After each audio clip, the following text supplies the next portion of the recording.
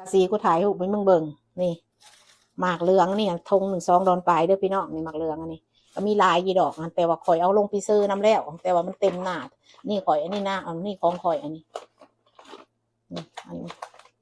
นี้กับของข่อยเสียมาเห็ดลูกซีนอันนี้ข่อยใส่ลูกซีนพอใส่มันเห็ดอันย่อเห็ดลูกซีนเขาก็ต้องได้ใส่อันนี้พงอันนี้นี่พงนี่แอดคอร์ดนี่เลยพอพูดนี่เลยพอต้องเห็ดอันลูกซีนเขาต้องได้เอานี่ใส่เพราะว่าเขาอยากให้มันแน่นเห็ดอันใส่อันนั่นคือการคั้นเขาใส่อันนี้แล้วเขาต้องไปใส่เบกกิ้งพาวเดอร์บอใส่นี่เราไปประจบมาใส่มดนี่นะเอาลงแล้วป๋าเนี่ยยังไงมดเงิน200ป่ายซีน2 ตอนนี่กับหมูกระดูกอันซีนสันหมูขอจะมาบดไว้นี่ก็ตับหมูนี่กับหมูตัวข้าวซอยสไลด์แล้วก็จะมาแกงขั่วให้ลูกก็กินแป้งนัวของเล่าเขาขาดก็ได้เนี่ยกระป๋องน้ำไม่กูก็ซื้อพิษอีกกะซีกูว่าสิซื้อมาจีกินมึงกูบ่ได้เบิ่งอันนี้มึงเห็นเลยนี่กูถือทั้ง3 ปองพูนะกูบ่สนซื้อมาแล้วก็แล้วเห็นบอกว่าไปเบิ่งกระตูดนี่แหละกูเลยนึกว่ามันเป็นหน่อหรือมันสอยกูกระโบหูกันซื้อมาเป็นสอยกูกระโบชนดอกซื้อแล้วก็แล้วไปสั้นละดี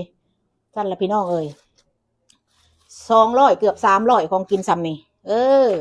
นี่ดี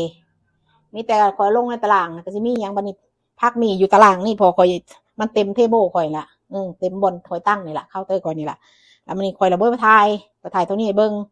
มดเงินว่า300ซะพี่น้องเพราะว่า200ไปก็ยังคือซีเมนเฮ้ยเดี๋ยว200ก็ว้ายว่าสั้นละไล่สวาน250คอยว่าอย่าลืมว่ากายเบิ่งไล่เบิ่งก่อนโอ้ยโบแมน250พี่น้อง275 ดอนนี่แหละของหันพักมีสีส้มซีนของกินในเมนเท่านี้มีแต่ปลาดุกมาคอยลงไว้แล้วปลาดุกแตะ1เท่านี้แหละของนั่นบ่อยถือมันบ่อยถือได้พี่น้องแต่ว่าบ่ได้ซนบ่ได้ว่ามาจมมาเจ็มดอกว่าไว้พวกเจ้าพังเพราะว่า whatever เฮามีเงินมาพอเฮาก็ได้ซื้อกินลงท้องเฮาเหลือก็เอาไว้จ่ายในอื่นนั่นล่ะได้กุ้มแต่ครอบครัวสิลวงลายก็บ่ได้พี่น้องเห็นบ่เอาบ่อึดบ่หิวดอกแต่เฮานั่นบ่อึดบ่หิวได้ซ้ำกินนั่นน่ะ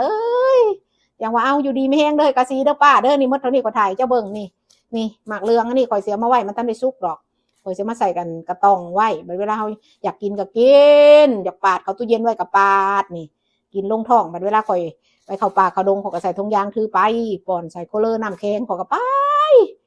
ไปแฮปปี้ข่อยนะเอาดีเอ็นเด้อหมู่คู่คนบ๊ายบาย